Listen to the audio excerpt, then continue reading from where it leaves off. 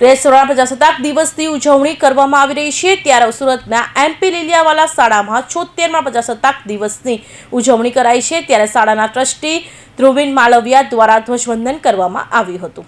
26 જાન્યુઆરી એટલે પ્રજાસત્તાક દિન અથવા ગણતંત્ર દિવસ એટલે કે જે ભારતનો રાષ્ટ્રીય તહેવાર છે। આ દિવસે ઈસવીસન 1950માં ભારતનું બંધારણ અમલમાં આવ્યું હતું અને ભારત બ્રિટિશ વાલીપણા હેઠળના દેશમાંથી સંપૂર્ણ પ્રજાસત્તાક દેશ બન્યો હતો। આ દિવસે દેશભરમાં ધામધૂમપૂર્વક ઉજવવામાં આવે છે, જેમાં નાનાથી લઈ વૃદ્ધો પણ દેશભક્તિના રંગમાં રંગાય છે। ત્યારે સુરતમાં પરત પાટિયા ખાતે આવેલી એમપી લીલિયાવાળા શાળામાં પણ 26મી જાન્યુઆરીના 76મા પ્રજાસત્તાક દિવસની ધામધૂમથી પૂર્વક ઉજવણી કરાઈ છે, જેમાં શાળાના ટ્રસ્ટીઓ દ્વારા ધ્વજવંદન કરી રાષ્ટ્રધ્વજને સલામી આપી છે। મારું નામ મમતા લીલિયા છે। હું એમપી લીલિયા સ્કૂલની ટ્રસ્ટી છું। હું આજે ગણતંત્ર દિવસની 26મી જાન્યુઆરી બધા પૂરા દેશને આજે ગણતંત્રની હું શુભેચ્છા પાઠવું છું। જય હિન્દ, જય જવાન, જય કિસાન।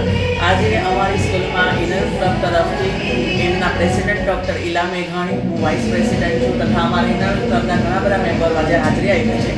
એમને સરસ મજાનો એક આપ્યું છે અમને ગિફ્ટ કે જે વિદ્યાર્થીઓ સ્પોર્ટ્સમાં આગળ છે અમારી સ્કૂલમાં સ્ટેટ લેવલે, નેશનલ લેવલે જે રમવા ગયા છે એને એપ્રિશિએશન કરવા માટે આજે સરસ મજાની ટ્રોફીઓનું એમને સન્માન કરવામાં આવશે। હું ધન્યવાદ માનું છું ડૉક્ટર ઇલા મેઘાણીનો કે આજે અમારી સ્કૂલમાં ઉપસ્થિત રહીને એમને આ સરસ મજાનું અમારા બાળકો માટે બહુ જ ફાઇન કાર્યક્રમનું આયોજન કર્યું છે। હું પૂરા દેશને આજે ગણતંત્ર દિવસની શુભેચ્છા પાઠવું છું। જય હિન્દ, વંદે માતરમ।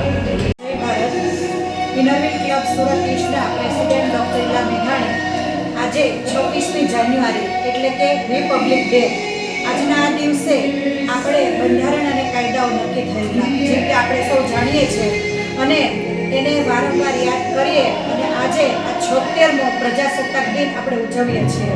શ્રીમતી એમપી લીલિયાવાળા સ્કૂલમાં ઇનરવિલ ક્લબની બહેનોએ નક્કી કર્યું કે આપણે આજના આ દિવસે કંઈક અલગ કરીએ અને અહીંયા આવ્યા, સ્વાગત વિધિ જોઈ, ફ્લેગ હોસ્ટિંગ કર્યું, બધું જ કર્યું, પરંતુ ક્લબની બહેનો તરફથી ક્લબમાં આવતો IALM Inner Wheel international Inner Wheel literacy mission under અમે એવા બાળકોને પ્રોત્સાહિત કરવા માંગતા હતા કે જે નેશનલ લેવલે કબડ્ડીના 3 પ્લેયરો અને સ્ટેટ લેવલે 11 પ્લેયર જે કબડ્ડી અને ખોખો માટે રમીને આવી ચૂક્યા છે।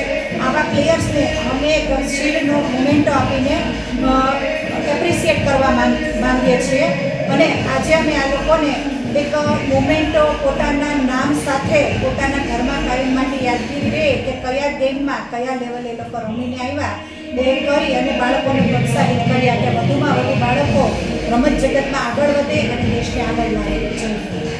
આપણે વિવિધતાને જીવનનો એક સ્વાભાવિક ભાગ માનીએ છીએ। અમારી પોતાની વિશેષતાઓ હોઈ શકે છે, પણ તમારે એકબીજા સાથે સારો વ્યવહાર કરવો જોઈએ, મતભેદોનું સન્માન કરવું જોઈએ અને એકતાને સુમેળમાં રહેવાની ચાવી છે। પ્રજાસત્તાક દિવસે માત્ર ઉજવણી જ નથી, પરંતુ રાષ્ટ્ર પ્રત્યેની જવાબદારીઓને યાદ કરવાનો અવસર પણ છે।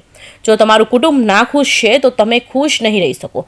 તેવી જ રીતે જો શહેરમાં કોઈ મુશ્કેલી આવી પડી હોય તો કોઈ પણ પરિવાર ખુશ રહી શકતો નથી। જ્ઞાન અને સમર્પણ સાથે કામ કરવું જોઈએ। Bureau report, NTV news, Surat.